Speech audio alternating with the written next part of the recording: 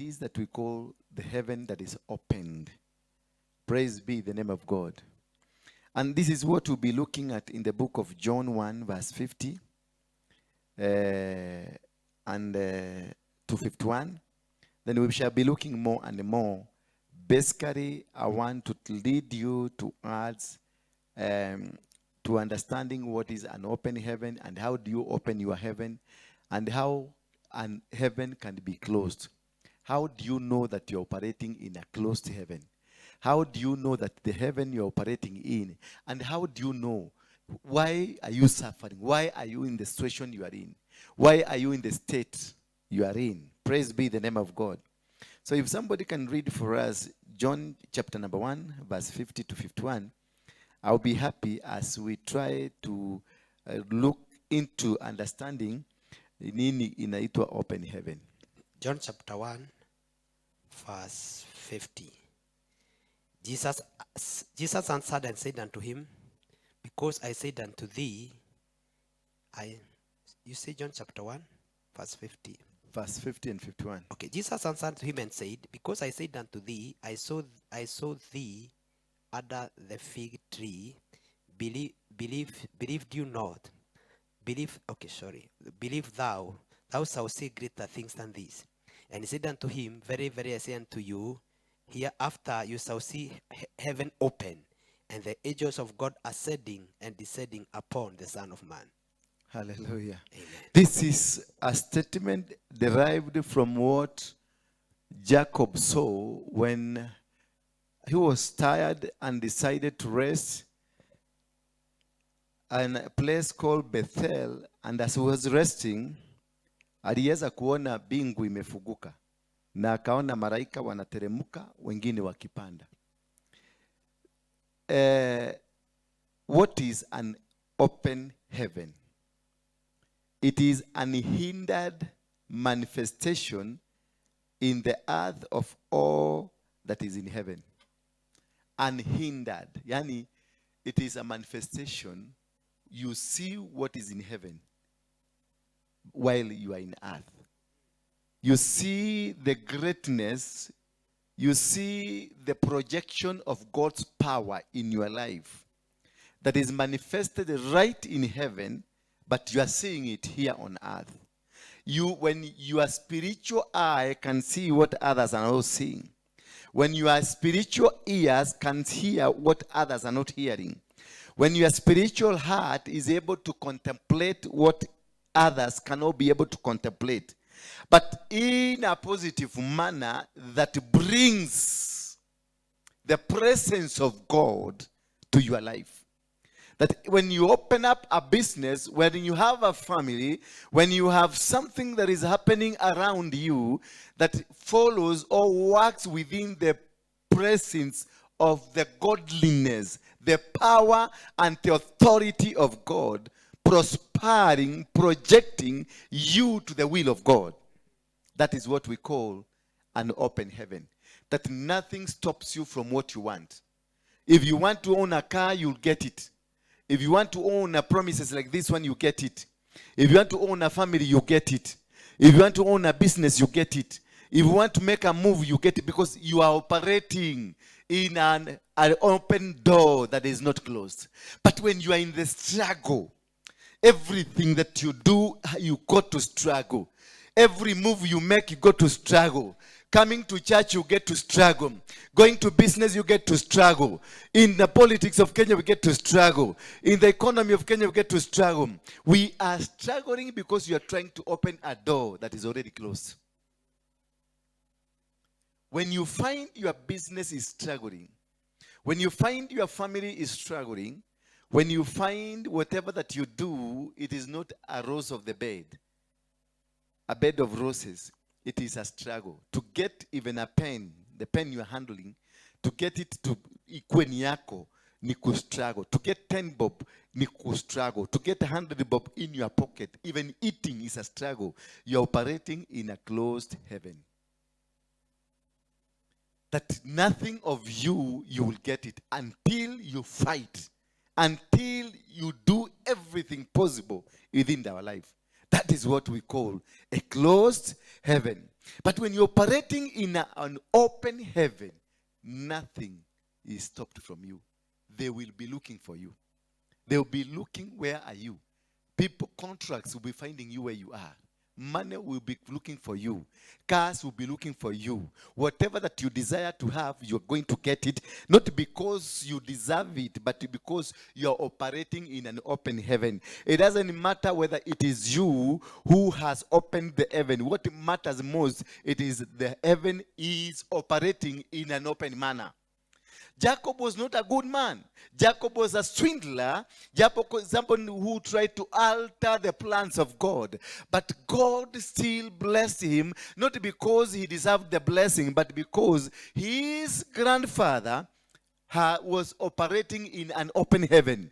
Abraham, when he took his son to Mount Moriah, he took the son to the Mount Moriah, and then God told Abraham, because of your faithfulness and your obedience, then from today henceforth, the blessings from heaven are going to follow you. The book of Genesis 22, verse 2, verse from 1, somebody to read for us so that we can see, how do you open a heaven? How do we open our heavens? And so that we can be able to go through one by one. Genesis 22, verse 2, verse 1. Came to pass after this, Yes. after these things, that God tempted Abraham and said unto him, Abraham, and he said, Behold, I'm here. And he said, Take now my son, thy only son, whom thou lovest. You see, God is speaking to this gentleman. Yes. And he's telling this gentleman, take your son, the only son that you love. And But what is the statement first? God tested. yes. For the heaven to open, it is a test that you must pass through. Praise be the name of God. Amen. There must be a test from heaven for your heavens to open. It is a projected trial from heaven that will make you succeed or fail. For the heaven to open, the heavens will not just open. They will open because there is a reason. And the reason it is you have passed through the test. For your financial heaven to open, you must go through a financial test. For your healing to have to come through, or for your ministry to come through, you must go through a testing time of your ministry. You must go through, if it is a family, God want to give you a wife, God want to give you a husband, you must go through a testing process that God will manifest himself through the process that he projected through you. This is what will qualify you to operate in an open heaven. This is what will cause God to open the door of finances, because you have passed the integrity of the finances. This is what God will cause you to open the family process, family heavens, because you have passed through the tests, that test of the family integrities. This is what will cause you God to give you a ministry like this one, because God will want to entrust you with the people that he wants you to be leading, the kind of people he wants to lead you to lead. God will have to pass you through a trial, a test, so that he can entrust you with his treasures. Abraham was tested because God wanted to give him an inheritance. Remember the first man called Adam and Eve. Thank you, Pastor. The first man, Adam and Eve, they misbehaved in the Garden of Eden and they were rejected. But God thought of having a new plan of bringing man back to himself and allowing this man to enjoy the dominion of this world and to enjoy the plans of God and to enjoy everything that God intended. So he created a new man in the name of Abraham. And for Abraham to be given this responsibility, he was tested first by having a wife that was not giving birth. He waited and waited for quite a long time because God was testing the patience of this man. God was testing for the integrity of this man. God was testing for the power of being, the potential of this man becoming a father of faith. Because God endured and endowed faith to Abraham because he passed the classes of faith. He waited for over 80 years. This man got a child when he was already an old man. This man, when he got the child that he got, again God came for the same child, and they told Abraham, you give me the son, the only one that you love. Praise be the name of God. It requires faith. It requires powerful faith. And when Abraham was asked to give out the only son he has, the son he loved, he never questioned God. He never went back to God and told God, I have this. This is what you promised me. This is your promise. This is what you had said about me. This is what you wanted me to have. No. He obeyed faithfully, because the line of faith, the life of faith of Abraham had already been tested and had already qualified. Praise be the name of God. So God did not have anything that he will hold back, because he knew already this man is faithful. So he wanted to take him through another class of faith.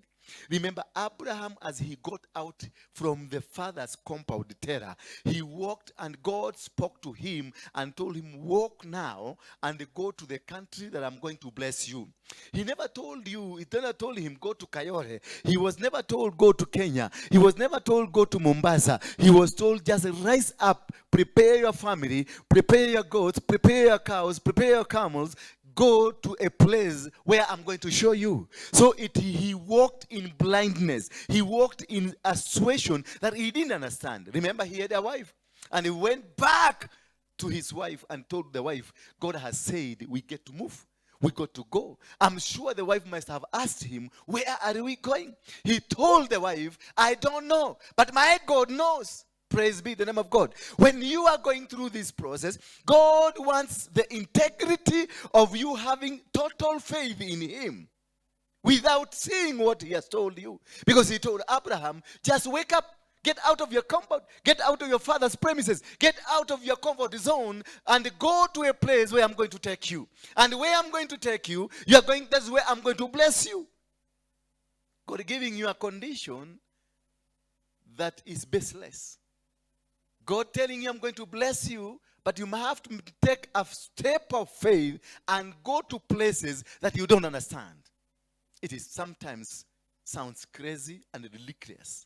But Abraham, with the faith he had with his God, he walked, and they moved, departed. And they carried the camels, the cows and goats, and went with them.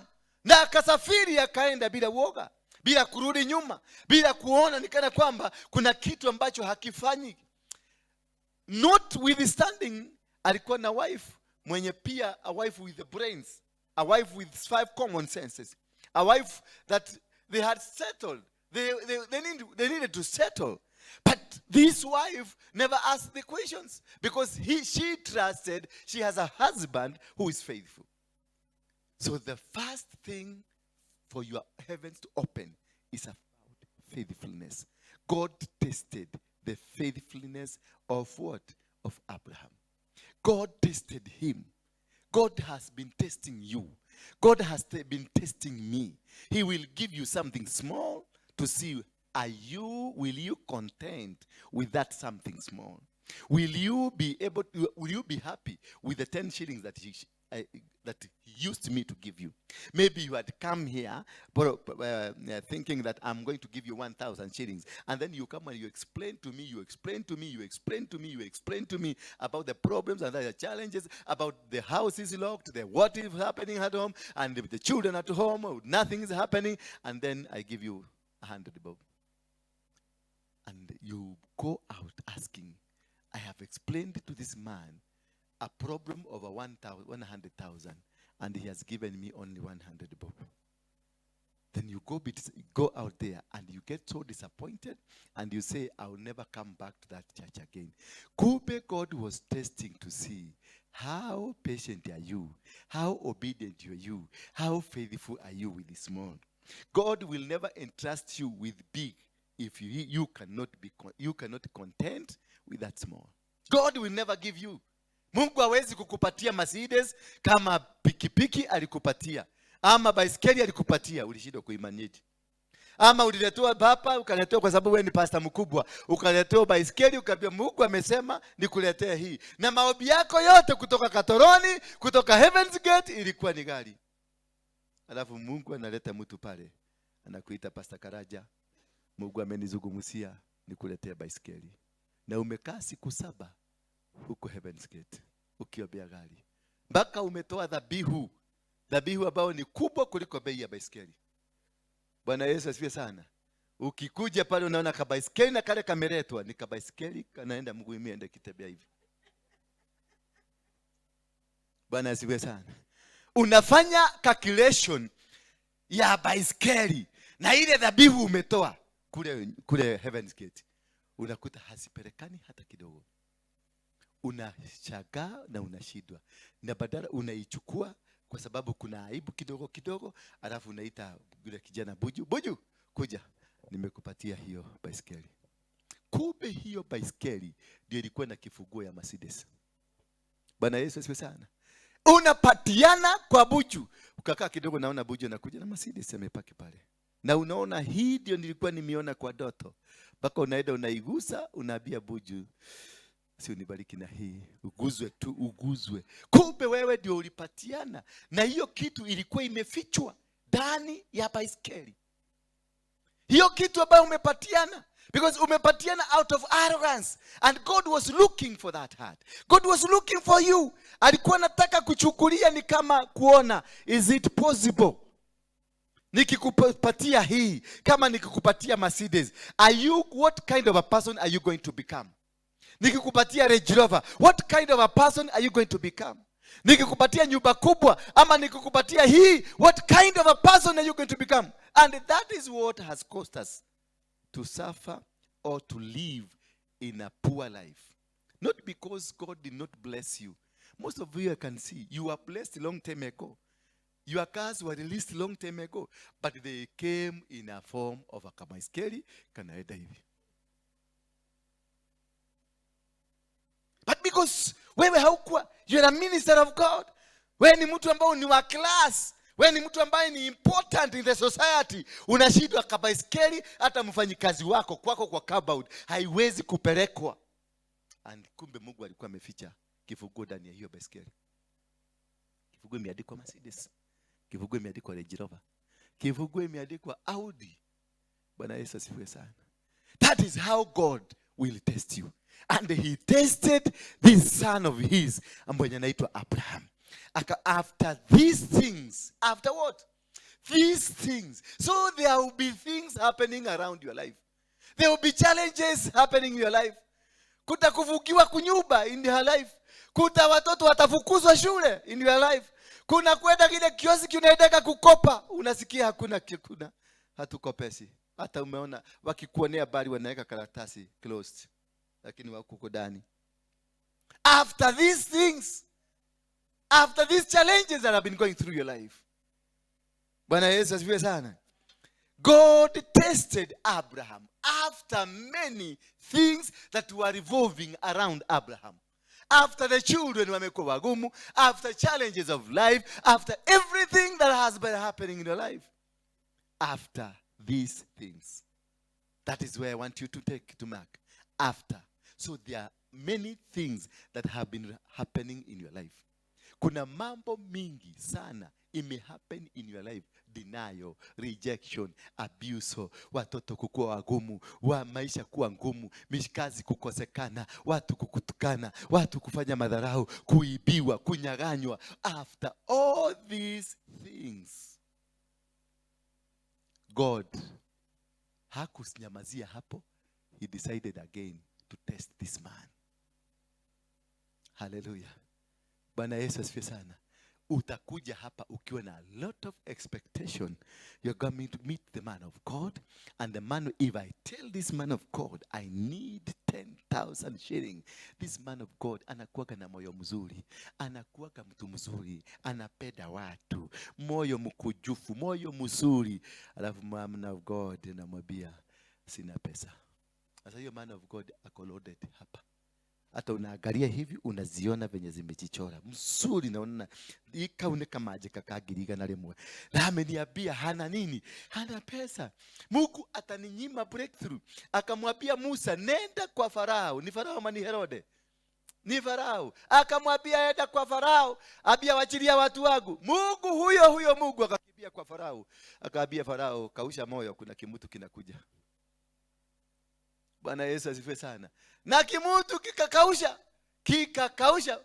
Musa kufika huko na kusema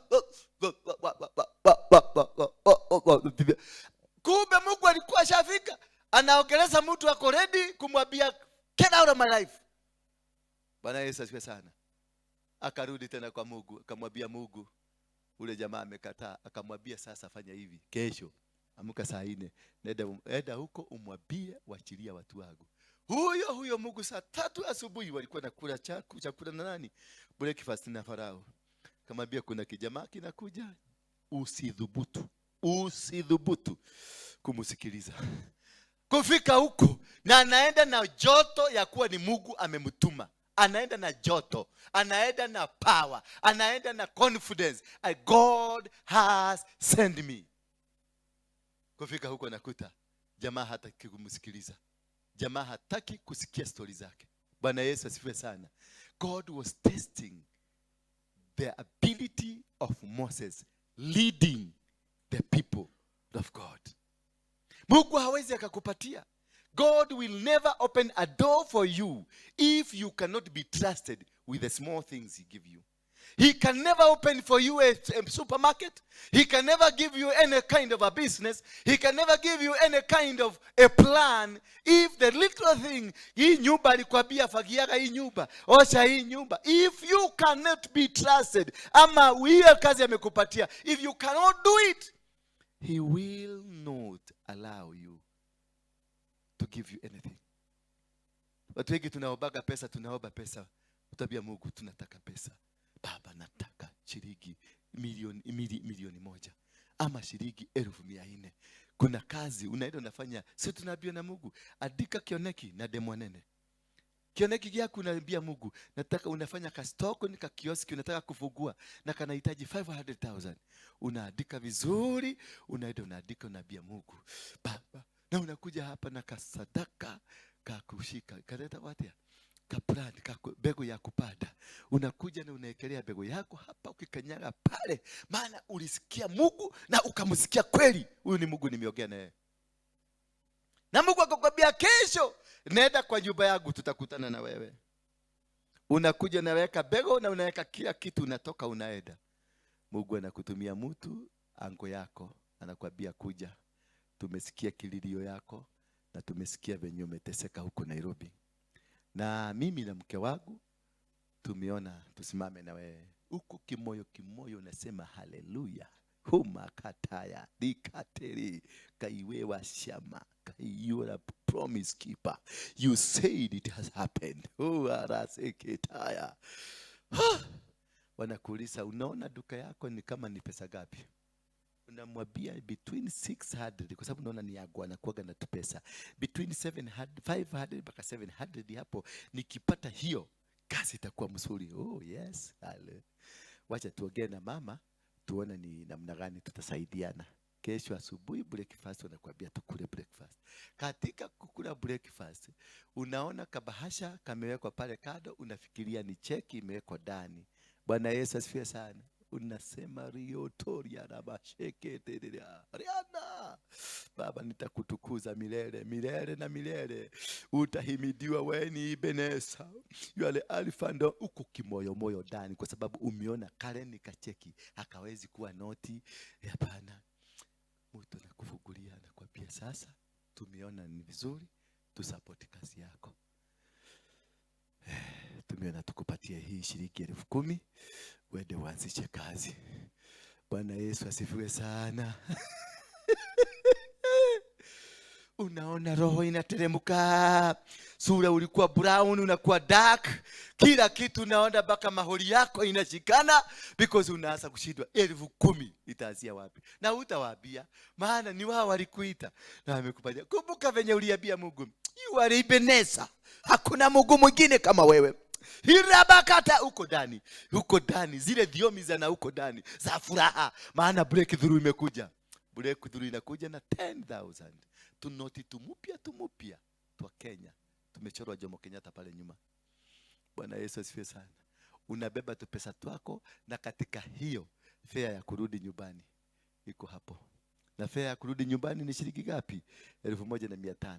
Kwa hivyo umebaki na 1,000 na haujakula hapo, bado ndio utakuja ukikula.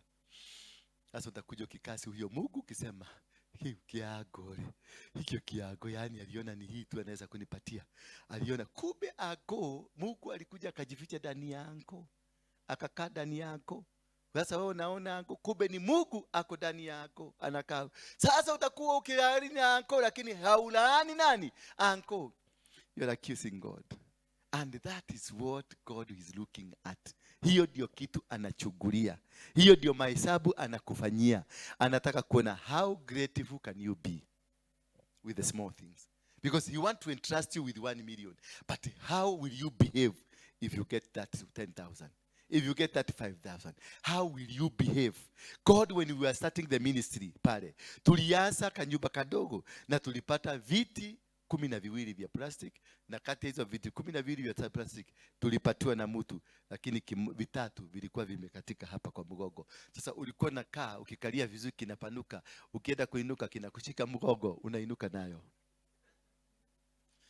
Tulijaribu kutafuta pesa ya kununua viti vingine, haikupatikana. Sasa hiyo nang'ang'ana, nyumba yangu ya Mungu sitakubali maplastic ndio zilikuja kwanza. I think zinakuaga hapa, zilikuwa za blue hivi, zilikuwa huko. Bwana asifiwe sana. Baadaye after tukavumilia kuumwa mgogo, na tukaumwa na watu walikuwa naumwa, unaona kiti 3 vinaepukwa kama maiti. Viti zilikuwa zimejulikana na watu wote wa kanisa, walikuwa unaona wanahepa, unaenda hivi, alafu naye Mungu atakusababisha uchelewe kidogo, kute zingine zote zimekaliwa. Bwana Yesu asifiwe sana. Katika hiyo kukalia, siku moja mtu mmoja akakuja akaumwa vizuri, na hiyo kiti ilimung'ata vizuri. Alikuwa mwanaume kibonge hivi, na alikuwa na kashati plain kama yule jamaa. Aliumwa hapa vizuri mpaka ikakata yeye, mpaka damu ikatoka. Huyo jamaa ndiye alinunua zile viti za kwenda hizi za red hizi. Alinunua viti 100. Na viti 100 ni times 3,500. Nataka imagine ile kung'atwa, aling'atwa, how much he paid. So this thing, na alikuwa amekuja kanisa, alikuwa amepark Mercedes yake hapo nje, kwa sababu anajua Dora ni mtu mkubwa. Namba 2 anajua Dora ako na anointing. Namba 3 anajua Dora si mtu wa kukaa katika vitu vidogo vidogo, ni mtu wako na jina kubwa. So alikuja na expectation, kwanza ile nyumba anaingia ni kubwa kuliko hii. Namba 2 atakalia kitu mizuri. Namba 3 atapata kila kitu iko sawa. Ile kitu ilifanyika, aling'atwa vizuri. Alituletea viti. Bwana Yesu asifiwe sana. Saizi yako Japan. Hizi ni Japan, biashara yake ya magari ilifunguka. Lakini it is after the pain. Because kama ingekuwa mtu kama wewe sasa, ung'atwa hivyo, ungesema hiyo kanisa siwezi rudi tena. Ungeenda kwa Ng'ang'a ama kwa Wajiro ama kwa Moiro, kule kuna viti already ni comfortable. God will cause you to go where there is no comfort, so that you can make others comfortable, for him to make your life comfortable. Sometimes the challenges you are facing in life, we are facing these challenges not because we desire or we deserve to have the challenges. We are facing these challenges because there is something God wants us to do. He will cause your son to bring a lot of pain. He will cause your daughter to bring a lot of pain. He will cause your parents to reject you. He will cause the community to reject you. Not because he wants you to be rejected, but he is preparing you that he will bring a lot of people who have broken hearts, that he will need to heal them. Bwana Yesu asifiwe sana. Kutaletewa watu ambao mioyo zao zimevujika, watu wameteseka, watu wamepitia katika hali ngumu, hali ya mateso. For you to understand that, he will lead you to kitu ambayo inakuletea aibu. Kila mahali ukipita, mtoto wako akipita wanasema huyu ni unajua yule pastor Kenya ajui. Huyo ni mtoto yake. Wazazi wako watakureject, na hata ukiwapelekea nguo wanashika hizo nguo wanachoma, wanasema wewe ni devil worshiper. Na ile nguo wao wamevaa ni matabara. Ndio watu wazungumze, huyo mtu ukimwona anasimamisha gari barabara, baba yake ndio huyo. Na hiyo baba yako hapa matako, unaona matako huko nyuma yote ya baba yako venye haina mafuta, imepakwa, imeparara juu ya huko kukalia chini. Bwana Yesu asifiwe sana. Na wewe sasa hiyo unaendesha kiprado ukipaki. Watu kijiji mzima wanajua yeye ni mtu wa maprado. Unaonekana mpaka kwa TV, nyumba inaletwa yako ya Nairobi. Na kule nyumbani wasasi ukiwapelekea wanasema yeye ni devil worshiper, hawawezi chukua. Bwana asifiwe sana. So it causes you pain. It causes you to cry. Why? There is a preparation. Kuna kitu Mungu anatengeneza. Kuna plan Mungu ako nayo kwa maisha yako. Ndio akufungulie bigu. Na kufunguliwa bigu, lazima upitishiwe kitu ya kukana huyo Mungu na kusema we Mungu sikutaki. Utamkana kwa ajili ya kile kitu atakupatia. Ulitaka mtu mwanaume mzuri. Sio naomba unataka mwanaume. Hapa wengi hapa mnaona mnataka mko masigo, mnatafuta wanaume. Utaletewa kimutu hapa, kia marigiti, kikuua. Mama moja imekaa hivi, na ingine imekaa hivi. Huko hana, na ingine imekaa huko. Na ukienda hapa, ile uchafu iko kwa mdomo, unaweza kupanda mahindi na imee. Kwa sababu ile fertilizer iko hapo. Na Mungu anakuambia this is your husband. Hallelujah. Na sasa hiyo wewe unafanyanga kwa office of the president. Kakiatu ni kale ka CEO. Nika kan. Alafu Mungu anakupatia this is your man. Hallelujah. Okagania ona haria ona kone Ngai waria kenemo wacha tuniremo. Because he is chasing you. He want to give you a man that will stand with you. A man that will walk with you. A woman that will be in your life. That and by a change in your life. That person that can stand with you in business. He will cause you to go a situation related to what the blessing he's planning you to have. God will never test you with something that you are not going to have. He will test you. Ukiona majaribu unaoyapitia sasa, ukiona testi ambazo unazipitia sasa, zinaambatanishwa and what God is planning to give you. So be patient. Ukiona tu madharau tu umefanywa ni maanko na mabrother na masista, wanakuonaga unaona kumeandikwa tumeambiwa ona tukutwakora tukenda kumatu, hata tulikuwa tunataka kutoka hata twende tu tukiongea, because wamekuonea mbali, wanasema walikuwa wanataka kutoka kwa sababu hawataki uingie kwao. Bwana Yesu asifiwe sana. Hiyo integrity, hiyo kuangaliwa na Mungu. Mungu can walk with you for over 30 years. God can walk with you for over He walked with Abraham for 80 years of failure kupata mtoto. 80. Kumbe huyu mtoto ndiye atakuja kukua sacrifice. Bwana Yesu asifiwe sana. Hapo Mount Moriah, hapo alikuwa anataka kuchijia mtoto. Hapo ndio ukiangalia watu wengi wanaangalia wanasemaga. Hapo ndio Yesu alienda kuwekwa msalaba. Why? Because there is a covenant that God wanted to make with humanity. When he was about to slaughter the boy, the boy asked him, I can see kuni, ninaona kisu, ninaona kile. Where is the sacrifice? Akamwambia God shall provide for himself. So when God, this is a treating an understanding that everything that happens with you, it's a provision from God. For you to succeed, it's a provision from God. For you to win every battle, it's a provision from God. It is not your desire. It is not in your plan. It is not in your arrangement. God has a plan, a good plan for that matter. God will provide that which he wants you to be. Don't go around yearning that nasema nimeona kile kimwanaume, nimeona huyo mwanamke, nimeona hiyo biashara, nimeona kila kitu. No, don't go for that. Just wait for that moment. Be faithful. Allow yourself to be passed through the test of God. Allow yourself to be passed through the arrangements of God. The plan of God has to go through. You have to allow it to be completed. If you fail to allow the completion of the plan of God, once you stop in the middle, hapo ndio utarudia class. Utarudi tena class 1. Kuna watu wamepanda mpaka class 8, wakienda kufanya mtihani ya kwenda form 1, wanaachia shule first term.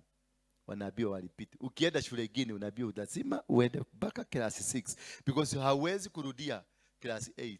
You must start from somewhere. Odio rutie ditini geuke. Tena ukifika ukianguka, God test will, until you pass the test, you are not going to get it. Bwana Yesu asifiwe sana. God, until you pass the test of God, you can't go the other side ingine. Hawezi. You can't make it. And after these things, God tested Abraham and said to him, and he said, here am I. He said, take your son, your only son Isaac, whom you love, your only. I'm now taking you to stage 2 of understanding or opening your heavens. That one is being tested. Number 2, take the only thing that you deserve, the only thing that you think, this is my best. God will never take anything that you don't love. Bwana Yesu asifiwe sana. For you to pass the test of God, he only takes that which you love. That is why when you are to give a sacrifice, you give the best. You don't give that which is not the best. If God has given you 100,000 and you think this 100,000, this is my best, I'm telling you that is what God wants. And he tested how able are you to release that which he has given you. Because you don't give which you don't have. You give what you have, what he has given you. And he is testing, if I give you this, how are you going to behave with which I have given you? Bwana Yesu asifiwe sana. But for us, amekupatia milioni 1 alafu anakupabia kuna kanisa fulani iko mahali Kagemi, peleka hiyo milioni 1. Unaanza kumfanyia mahesabu. Unamkumbusha sijalipa rent. Unamkumbusha mtoto hajalipiwa school fees. Unamkumbusha kitu. Unamkumbusha. Kumbe ulikuwa mtego. God had planned to give you 10 million. Amekwambia peleka hiyo 100,000, 1 million. Umeanza kumupatigia mastori. Sasa anajiuliza kama hii 1 million, huyu ameanza hii story mrefu. 10 million, si atandika navo. Bwana Yesu asifiwe sana. And that is what has caused us to stagnate. That is what has caused us not to operate in an open heaven. An open heaven is operated by willingness, your willingness to serve God with what he has given you. Bwana Yesu asifiwe sana. You can never serve God with what you don't have. You will only serve God with what he has given you. He has given you 1 million bob. That is what you are going to serve. He has given you a husband. That is what you are going to serve God with. He has given you land. That is what you are going to serve God with. He has given you business. That is what you are going to serve God with. You can never serve God with which he has not given you, because it is not in the plan of God. God operates within his plan. God operates within his arrangement. What he has given you, what is in your hand, it was the plan of God. And this is what God uses. He will not use, he could have used somebody's son, but he used the son of Abraham, the only one, and the son that he loved. He knew there was another son in the name of who? Ismail. He didn't want that because the other son was not qualified for the plan of God. And Isaac was in the plan of God. And that is what God wanted to use. That which is in the plan. God does not use which is not in his plan. So going to borrow somebody's money to bring here at the altar, that is not in the plan of God. Exchanging what God has given you for what you have, because what you have is good and you want to use something different, that is not in God's plan. God uses his plan to manifest in his plan. Praise be the name of God. So he will need to use your sweat, your blood. That is why he picked on this son. And number 3, and go to the land of Moriah. You must be specific. God is specific.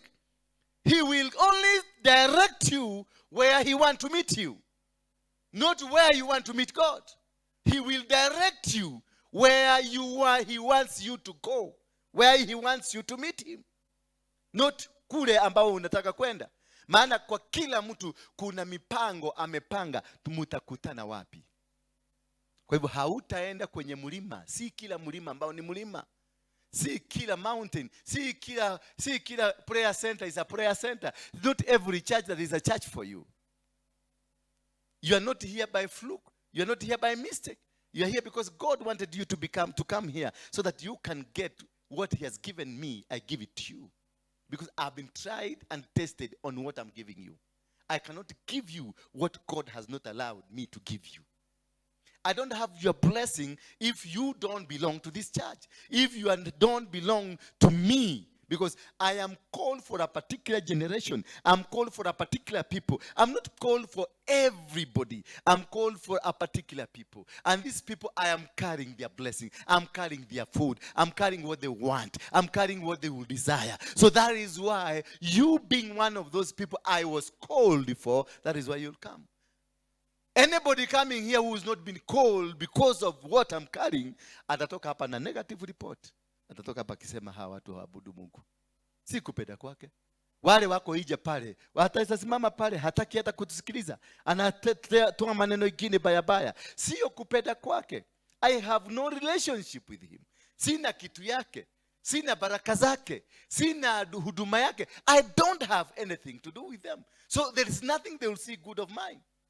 Wale wanaenda hapa kwa waneiba, wanaenda huko kwa sababu kuna kitu yao huko. Ukiwaambia wakuje hapa, watakuuliza huyo ni mtu aliokoka. Aliokoka siku gani? Bwana Yesu asifiwe sana. Na utashangaa kai. Ni mhujia huko kana ni mono. Yani kama kadua mamenya, kama tamenya gagai. Yani hawezi kuogopa kusema kuuliza kama ameokoka. Yes, hawezi, because there is no connection between me and them. And that is why you've been asked. Once God has directed you to a particular man of God, whether ulimuona kwa YouTube, whether ulimuona kwa Facebook, whether ulimkuta kwa barabara na ukasikanishwa na yeye hivyo, stick to that man. Huyo ndiye amebeba baraka yako. Huyo ndiye amebeba kila kitu yako. Kaa kwa huyo. Wacha kurukaruka kwa sababu ati kitu haijafanyika. Kitu inakaaga. There is anointing time and there is appointment time. Bwana Yesu asifiwe sana. I can anoint you, and once I anoint you, and mostly, wacha niwaambie kwa wale ambao wanakibiria mafuta ya kukuwa anointed, ukimwagiliwa mafuta ogoja miaka ingine 15 ndio utakuwa appointed. Daudi wakati alimwagiliwa alikaa 15 years ndio akakuwa appointed. Appointment is not anointing. Anointing, you are just consecrated and set apart for a transition of training for 15 years. All the men of God in the Bible, nimetafanya utafiti nimeona, ni between 15 years na 20 years ndio wamegraduate. Bwana Yesu asifiwe sana. Hata mimi wakati nilimwagiliwa mafuta na ukubuki, na siku ile nimekuja hapa, Ng'ang'a amekuja hapa. Hii ndio ilikuwa siku ile Ng'ang'a alifika hapa ndio nilianza kazi. Ilikuja nimeenda nimeangalia exact date ambayo niliodainiwa 15 years down the line. Exact day, exact month, 15 years down the line. Sasa hiyo ndio nilianza kazi. Hii gile tulikuwa kwa test. Tulikuwa tunapelekwa klasi hii, tumeenda klasi hii. Sasa niko na certificate ya university. Ndio kama na mzee alikuja hapa, akanipatia manto. Niko na manto. Bwana Yesu asifiwe sana. Yes. Saulo na Daudi. Wakati Daudi alimwagiliwa mafuta na Samueli, 15 years, kijana aliambiwa endelea kuchunga buzi. Hakuambiwa ingia kwa ofisi, aliambiwa kwenda chunga buzi. Lakini amemwagiliwa nini? Mafuta ni ya kukutenganisha, kukuweka wakfu for the preparation. Ndio kuna mapitio ya mafuta. Kuna magumu ya mafuta. Kuna barabara ngumu ya mafuta. Na hiyo barabara ndio kwa sababu umewekewa mafuta. Ndio hiyo barabara utakapokutana na mawe itaweza kuvumilia. Ukikutana na nge na manyoka utakanyaga na hazitakuumiza. Utakutana na watu watakupiga, hawatakuumiza. Utakutana na watu watakusengenya, hawatakuumiza. Utakuwa una uvumilivu wa kuweza kufaulu. But until you pass the test, appointment, my dear Lydia, ni ngumu. Na unaweza kufika miaka 14 uanguke klasi urudi tena ingine 14. Mtu anaitwa nani? Mtu anaitwa Jacobo ndio apite klasi ya kuitwa Israeli. Alikaa miaka 14 akichuga mbuzi za mtu. 14, the 15th year ndio alikutana na nabii na akafanyika nabii, akafanyika Israeli. Bwana Yesu asifiwe sana. Lazima alivumilishwa. Una imagine unatokosa kama msichana na mnaagiri na unaambiwa ni miaka 7 ya kukafanyia kazi. Unafanya miaka hiyo 7, unafugwa akili na macho na masikio na unakosa kuelewa. Msichana wa kwanza, wa pili hawezi kwenda kabla ya kwanza. Alifugwa akili kabisa. 7 years, imagine ikaleta huko miaka 7 na wake kumenya nikigethia na mbele huko. 7 good years. Unakosa kuelewa anything. Only to be told, sasa anaenda kusema sasa nataka msichana kwenda na yeye. Akaambia kotale kioko kiega. Una kichwa mzuri mbaba. Una kichwa mzuri. Akauliza kwa nini? Ingia kwa culture uangalie culture yetu inasema namna gani. Akaingia kwa culture, hata yeye mwenyewe ndiye alienda kuambia mzee, inasema msichana wa kwanza hawezi kuenda kabla msichana wa pili. Ama msichana wa pili hawezi kwenda kabla msichana wa nini? Wa kwanza. Yeye mwenyewe ndiye aliambia mzee. Maana sasa macho imefunguka. Bwana Yesu asifiwe sana. Wakati unataka kuruka mtego ya kuendelea na klasi, kukamilisha klasi, ndio unakumbushwa, rudi. Unaenda kwa headmaster, kwa deputy headmaster, anakuambia sheria ya shule inasema hivi. Unaonaje? Akaambiwa sasa kama unataka kwenda, kama uko na haraka sana, atachukua hii ingine. Are you ready? Akasema I'm ready. 7 years. Fanya tena kazi. Bwana Yesu asifiwe sana. Akafanya miaka ingine 7. Na hata baada ya kufanya miaka ingine 7 nasikia mmoja alikufia kwa barabara. After wasting all those years. So sorry? The loved one. Alikufia kwa barabara. Bwana Yesu asifiwe sana. Kwa sababu kuna mtego ya Mungu amekuwekea na kuna mpango anataka kukubariki. Na kama uko kwenye process hiyo ya kubarikiwa, my dear friend, vumilia. Vumilia ukanyagwe vidole. Wakikukanyaga vizuri na ile kabuti ya polisi, vumilia tu ukanyagwe. Wacha kurukaruka, wacha kusema oh my God. Vumilia tu, ukanyagwe vizuri, utengenezwe ndio bigu ifunguke. Jacob wakati alivumilia 14 years hiyo na kuafanya ingine hiyo 7 moja si 7, alipoteza miaka yake bure kwa sababu hiyo the loved one amekufa. Sasa ameenda na huyu mwingine ambaye alifosiwa. Sasa nataka uone plani ya Mungu. Plani ya Mungu haikuwa hiyo ya pili, ilikuwa huyu wa kwanza. Hiyo ndio Mungu alikuwa kwa hii ya kwanza. Ndio akaondoa hii kwa sababu alijua huyu ataenda kuligia huyu na huyu ndio ako na plani yangu. Akaondoa. Kwa hivyo kuna wengine mmeua watu kwa sababu ya kutaka kufanya mambo yenu. People have died because of you. Because of trying to change the plan of God. And kaka niko kala tuma. Wageko hii ndio unafanya kwanza kunifuata okay. Akanaondolewa. Unasikia kalikufa na accident. Na ni wewe. Na unalia sana na hadi kachipu ya white. Unalia. Ukienda kaburini mpaka unaanguka and you are the one that killed na utalipa hiyo damu. Hiyo ndio ubaya ya Mungu. Yeye ndiye atamaliza lakini utalipa. Gharama ni yako. Unaletewa biru unaambiwa sasa unajua fulani alikufa kwa sababu yako. Kwa nini? Kwa sababu hebu angalia Nineve. Huyu mtu anaitwa Jonah. Kama si ujaja alitumia na akajua I'm going to cause death for these people. Akaruka akawaambia I am the one. Ni mimi. Hii shida yote mnaona ni mimi.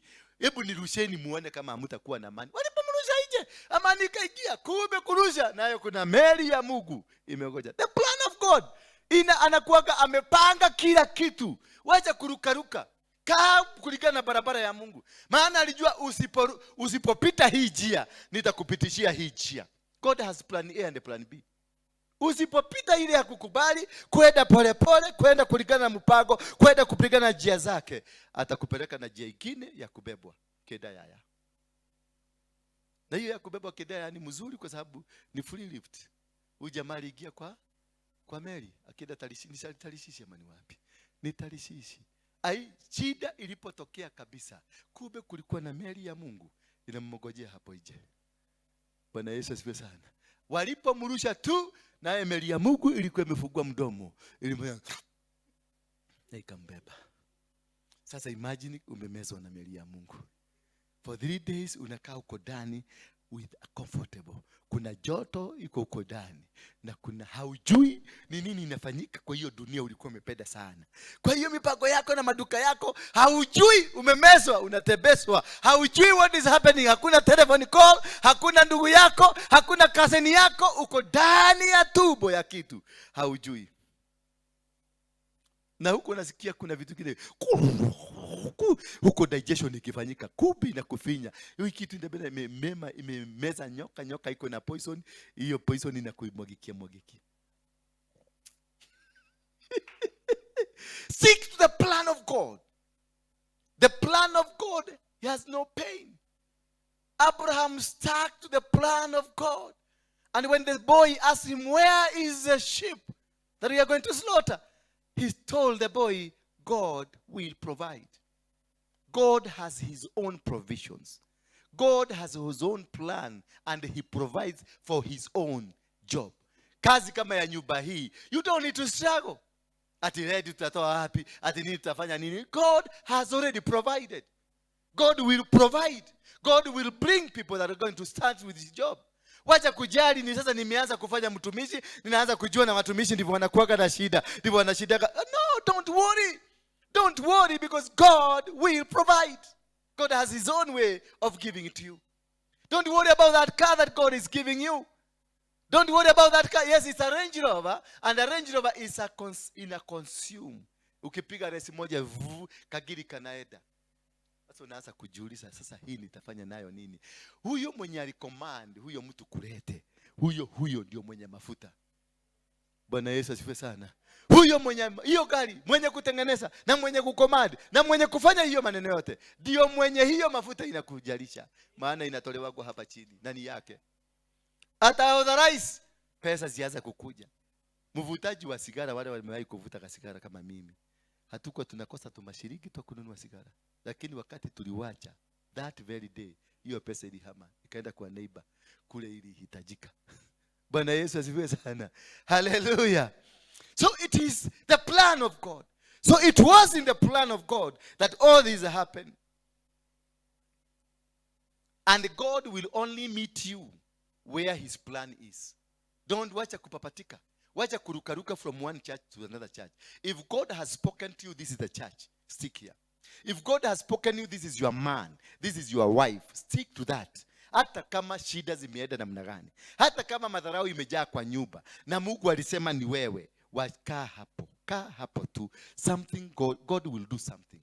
At the point of the sacrifice, God will provide. At the time ya huyu mama kutaka kutoroka, mama kutoka kuenda kwa sababu shida imezidi, wakati ataleta atapanga nini, atapanga sasa kesho ndio nahama, utasikia muhidi amekuita na umeitiwa kazi ambayo umepatiwa pesa, na bila una transfer hiyo unapelekwa Eldoret. Sasa hiyo mko Mombasa, unapatiwa house allowance ya miezi 3, unapatiwa advance salary, na unapatiwa transport, na unapatiwa gari ya kazi. Sasa bibi alikuwa anatoroka kwa sababu ya shida. Unaekelea pesa kwa meza kibahasha. Unasema, oh my God. Hey, thank you Jesus. Thank you Jesus. Thank you Jesus. Thank you Jesus. Oh my God is faithful. My God. Sasa uko ndani anajua ni kuhama, alikuwa na hama. Alikuwa amebakisha siku 2 ya kuhama. Because you remained faithful, God caused a muhindi to give you money so that you can stop that which the devil is planning to do. So that is how. Just stick to the plan of God. Go to where God has instructed you to be. God will never bless you where you are not supposed to be blessed. In Mount Moriah, Abraham was again redirected to a particular mountain in Mount Moriah. Mount Moriah was a big mountain, but there was another mountain inside the Mount Moriah where Abraham was sent. Aliambiwa nenda mpaka kwa mlima fulani, mahali tutakutana na wewe.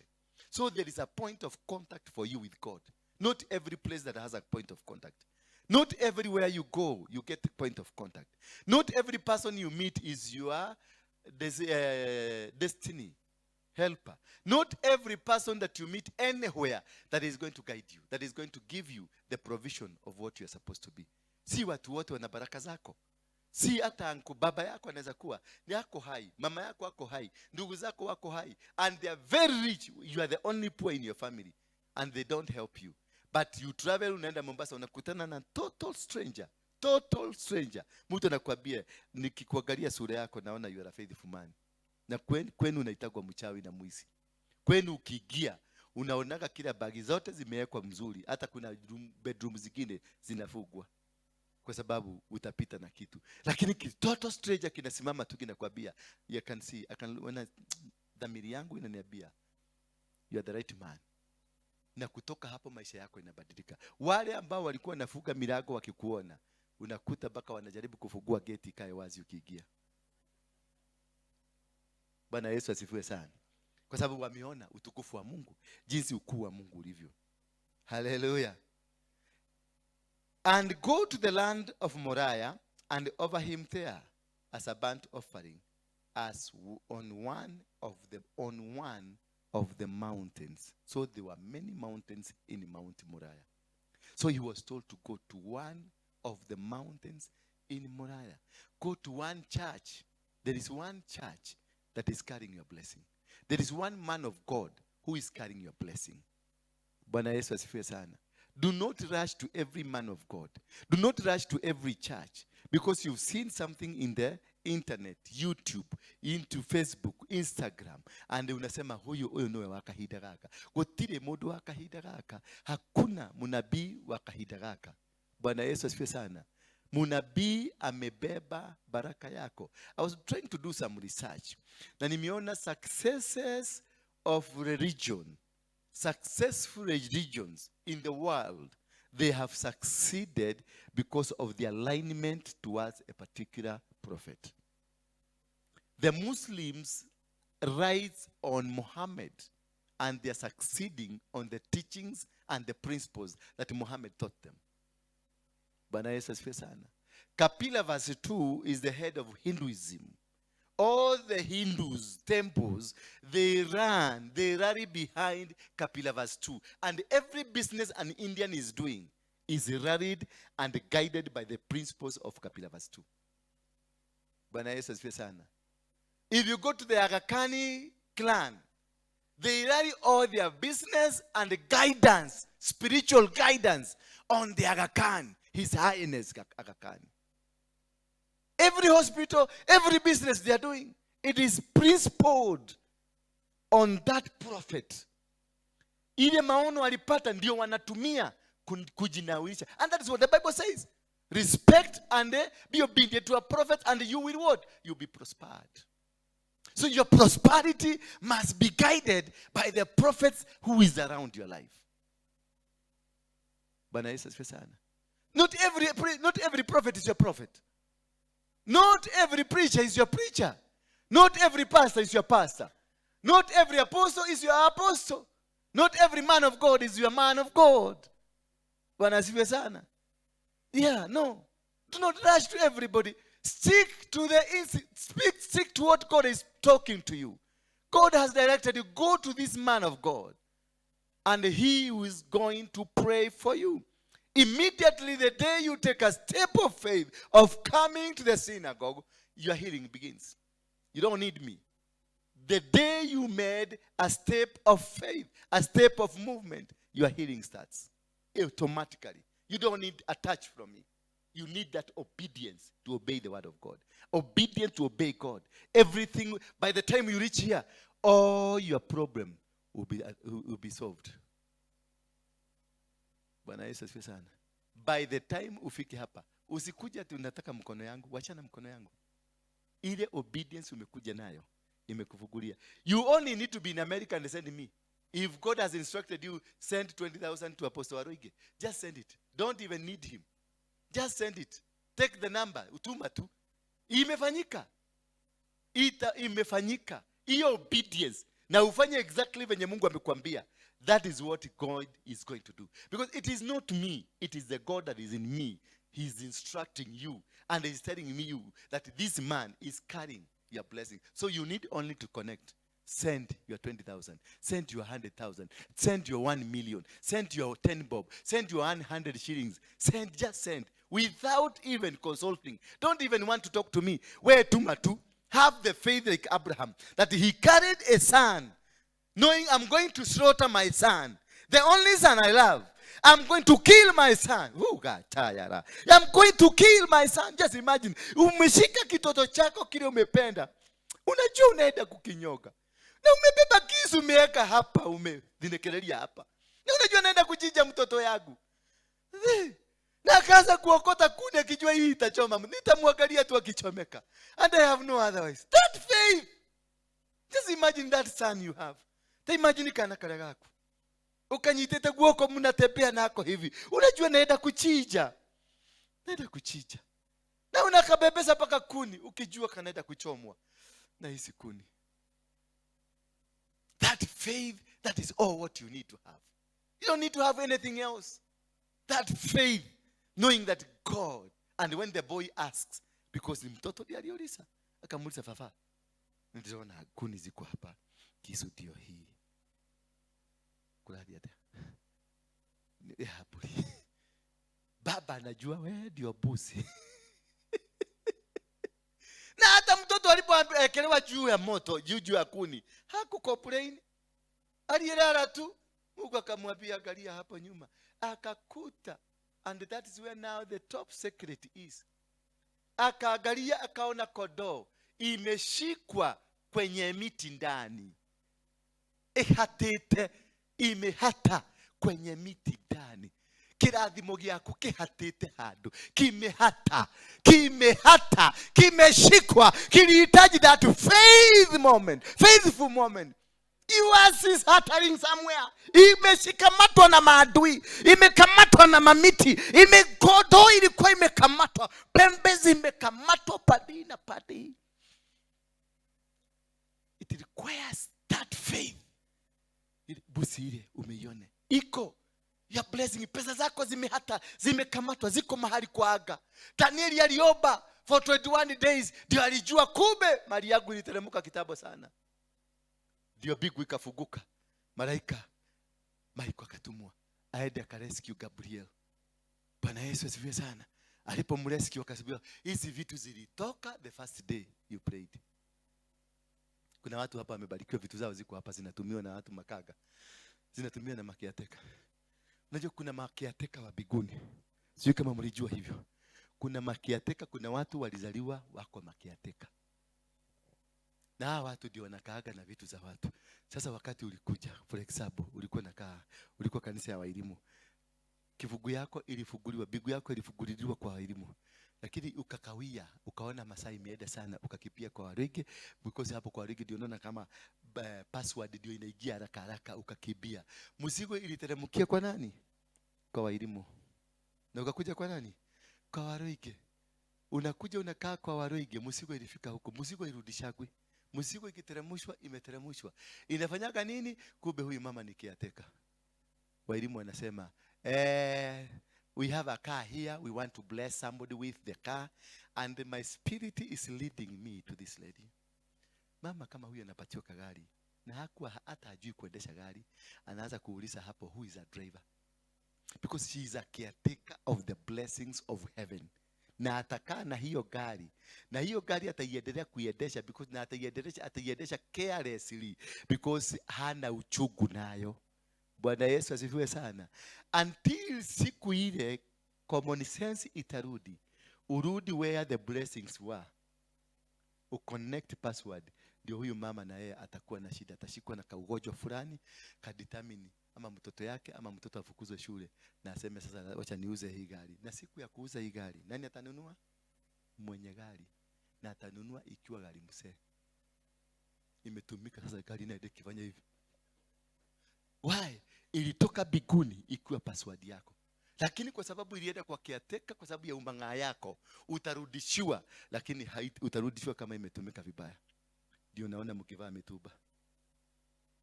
Bwana Yesu asifiwe sana. Haleluya. Kwa sababu kitu ikitoka biguni hairudishagwi, inapatia kwa mtu mwingine. Kuna makiateka. Sema kiateka. Kuna makiateka, ndio unaona mtu anakuaga mudoshi ya munyakai. Indo cimukoraga muci, tiko mukora cimukoraga muci, aciaritwo ari kiateka, ndari kindu giake. Na makiateka hata wale wanaangalia kama nyumba, hata ploti hana, lakini mkali kuliko mwenye nyumba. Nabebaga kufuli, ukiangalia kiadea hapa imebondeka, nyama za huko ndani zimebondeka kwa sababu ya kubeba makufuli. Na venye anaogeaga unaweza kufikiria ndio na own Kayole mzima. Mama, unafikiria hii nyumba tulijenga na wewe ama mwenyewe alibenga? Anakuongeleza vibaya. Kwa nini? Nikiateka. They have no pain. They have no pain. Na anakuja kama huyu hapa Kayole, kuna story nyingine nilikuwa nayo hapa juzi. Anakuja anakuambia sasa, ongea mzuri. Hujalipa miezi 5, ongea mzuri. Sasa mwambie niongea, sio anajua, acha kujifanya fara. Nikifika kule nikirudi nikute umeongea vizuri. Kirudi huko namuuliza naongea vizuri namna gani? Si uingie kwa nyumba, si unajua. Tuingie kwa bedroom. Na ukisikia bedroom itakata 15,000. Haraka unaingia kwa bedroom. Na unamalizia na unaambiwa sasa utalipa hiyo miezi ingine iko mbele. Na mwenyewe anapigiwa simu naambia nyumba fulani haikuagi na mtu for 3 months because they don't have a heart for anything. Makiateka, they don't have a heart. They don't have imagination yao ati nyumba ni alone ama si alone. Amepata kitu, amekula, ameenda. They have no care, they have no mercy. And that is why most of your things ziko na watu. Utajiri wenu uko na watu natumika vibaya. Uliza Mungu kama ishateremka akupatie password. Ukipia huko ulete tutumie hapa tukule nyama. Bwana Yesu asifiwe sana. Tia gweterero gatwarithia gekari gikuru. Gekari hata haina geji ya mafuta, unafungua katagi, unarusha kamuti ndio upime mafuta imefika wapi. Bwana Yesu asifiwe sana. Gari inaendaka inakuambia because geji iliharibiwa na kiateka. Wakati imekuja kwa mikono yako ni kiloli kimuse. Kinashikidaka kwa barabara ukisukuma. Sukuma. Lazima kinahuruma na kinazima. Tena naita wajana wengine. Unatoa shilingi 500. Inakuwa gharama kwako because you have to pay. Uko uliwekewa na Mungu, you have to pay. So it is very important for you to open your heaven. And all these things zina happen, baraka zako zinaenda kwingine because you are operating in a closed heaven. Na kama ukioperate in an open heaven, ugirara tu kama Jakobo, ulale tu hivi. Uone bigu ndio hiyo imefunguka. Uone malaika wakiteremka wakipanda. Wakiteremka wakipanda. Wakiteremka wakipanda. Hallelujah. Hallelujah. Bwana Yesu asifiwe sana. Ya leo inaonekana imewaigia vizuri sana. Na inaonekana hapa kuna watu ambao mabaraka zao ziko na makiateka. Ama nisi nyinyi. There verse number 3 inasema namna gani? So Abraham rose early in the morning, saddled his donkey, and took off his young men with him, and his son Isaac. And he cut the wood for the burnt offering, and rose and went to the place of which God had told him. So this must be a command from heaven. God must have told you. On the 3rd day, Abraham lifted up his eyes and saw the place from afar. So you need, number 4, you need to pray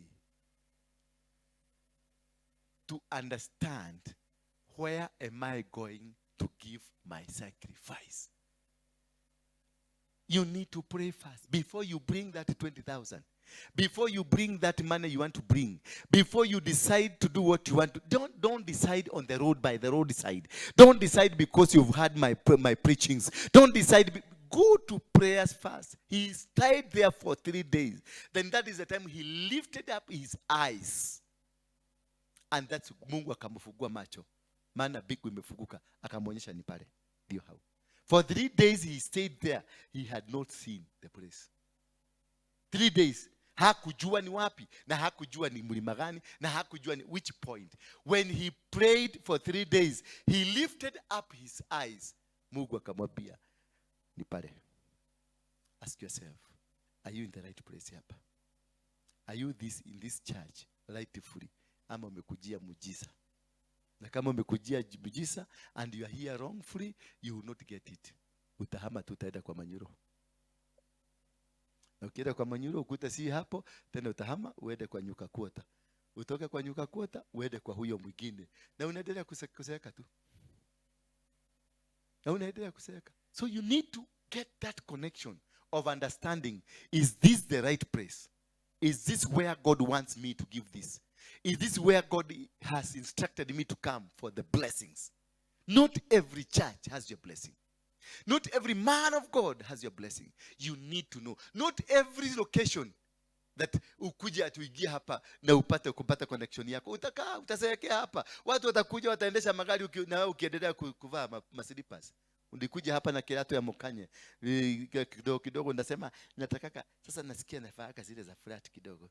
Kaka kidogo navaa ile zinaitwa patagoma. Kaka kidogo nasikia umevaa motuba zile zina ati hii ni ya leather, hii ni ya kitambaa, ni canvas, ile this original. Na si original, ni motuba.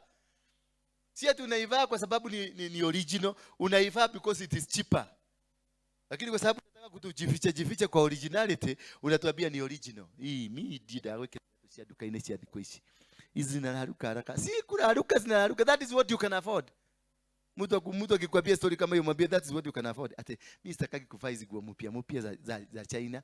Hizi nguo mpya za China zinararuka haraka. Kwani hiyo mzee imetoka wapi? Si imetoka China. Ikavaliwa na mzungu kaletewa. Acha kujificha behind ati China. What? No. You are in the wrong place. That's why you are suffering.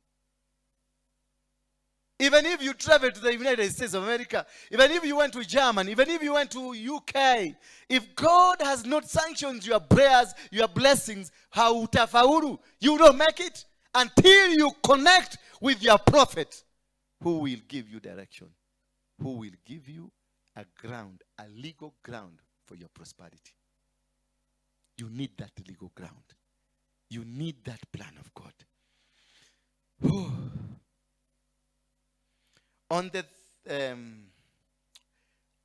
Then Abraham said to his young men, stay here with the donkey.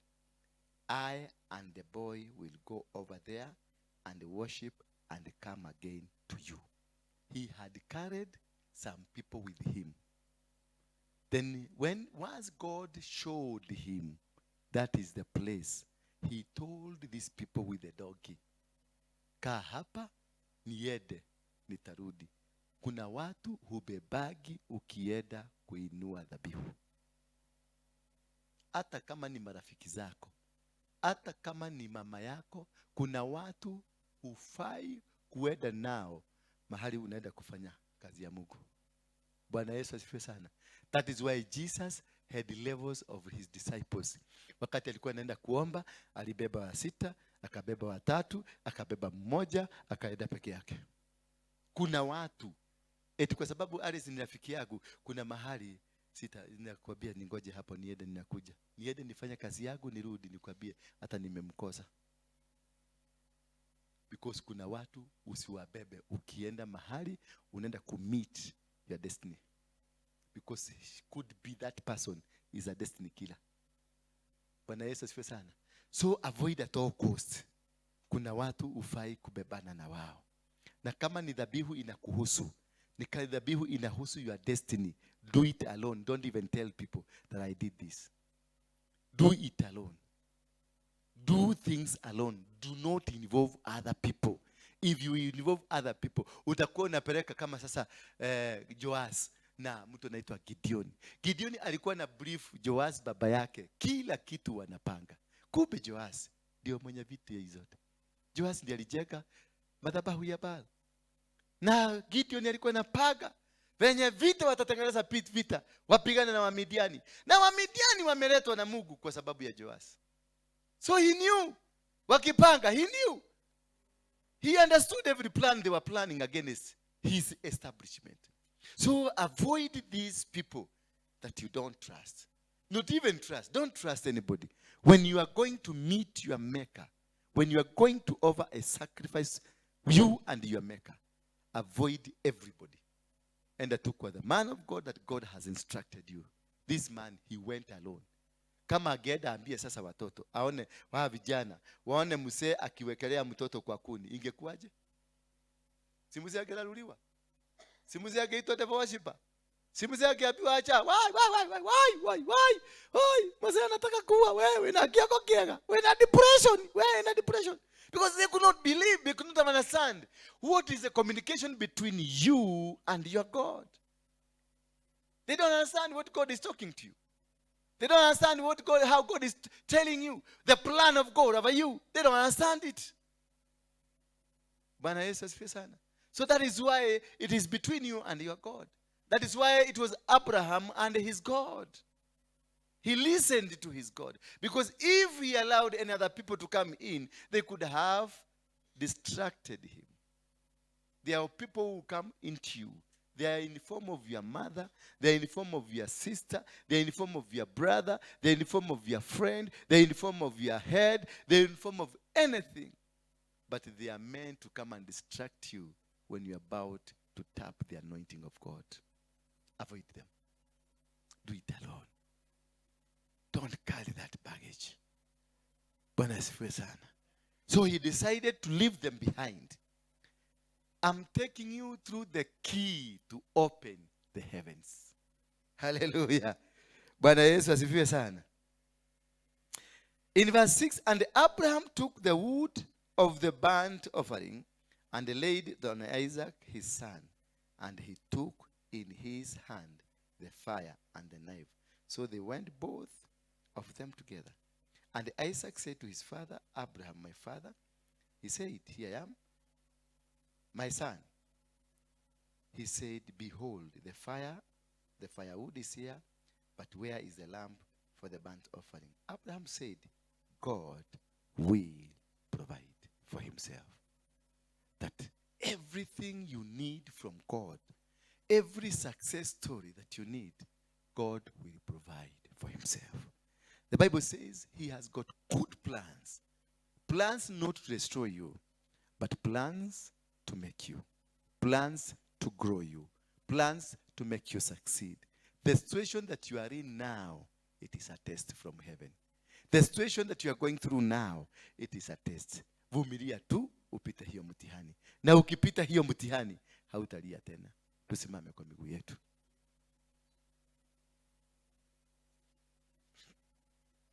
Take your 2 or 3 minutes. Thank you, Speak Jesus. to God. Ask God akurudishe to his initial plan. Thank you. Ask God to return you to his initial plan. Thank you, Lord. Because when he created you with a plan. He created you with an agenda. He created you with a decision. He has a plan for you. Tell God, return. You are the master planner. God is the master plan. He is the master planner. He has planned you. He has organized you. He knows today where you will be, tomorrow where you are going to be, the day after tomorrow what you are going to become. He knows all these things. All that is happening around you, God knows. God knows. God knows. God knows. God knows. It's okay. He knows. Just talk to him. Wacha kusimama kama kimuti kimechomelewa mahali. Tembea tu, tembea tu, ongea na Mungu. Tembea ongea na Mungu. Tembea ongea na Mungu. You're watching us. God bless you because just stick to the plan of God. He has good plans for you. Not to fail you, but to make you successful. He's going to lift you up. He's going to change your life. The situation that you are in now, it is not permanent. It is a situation that took the hand of God. And God is planning very good things. He has a very good agenda of your life. May God bless you. May God lift you up. May God anoint you. In Jesus' name. You are blessed. You are blessed. You are blessed. In Jesus' name. You are Yahweh.